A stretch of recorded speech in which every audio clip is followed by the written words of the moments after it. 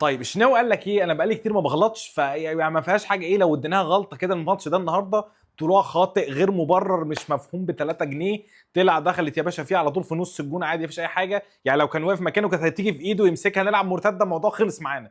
ولكن الشناوي قرر انه يطلع غلط، فتمام مفيش اي مشكله يا شنو. خلاص بقى الواحد فاهم تكيف على الوضع، يعني خلاص بقى مش مشكله. المهم ان هي بتيجي كل فتره ايه، مره كده ولا حاجه، هيبقى احسن من ايه تبقى انها تبقى كل ماتش. انا دلوقتي متعادل. يعني انا محتاج انزل لعيبه من على الدكه تقدر تجيب لي جوان، يعني تقدر ان هي تساعد، يا تساعد تجيب لي جون، يا تجيب لي هي الجون. تمام، خلاص كده حلو، جميل جميل، كل ده رائع. محمد مجدي قفشه.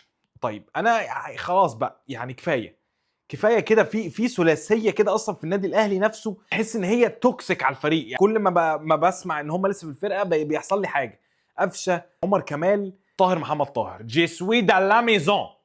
طاهر محمد طاهر، جي سوي دا لا ميزون. فاحنا مش عارفين ليه اصلا لحد دلوقتي الثلاثي ده في الفرقه. يعني مش مشكله، تمام خلاص ما عنديش اي مشكله، ولكن ما ينزلوش ولا يلعبوا اساسيين. خلاص يا جدعان، كانوا فتره وعدت. طاهر محمد طاهر عدى عليه حقب النادي الاهلي كلها. عدى عليه من بص بيلعب من امتى؟ من قبل ما ناخد التاسعه موجود معانا في الفرقه تقريبا، ولحد دلوقتي عدى عليه فرقتين غير بعض وبرضه لسه موجود وبيلعب برضه وبينزل. ليه يا جماعه؟ ايه اللي بتشاف في طاهر احنا ممكن ما نبقاش شايفينه؟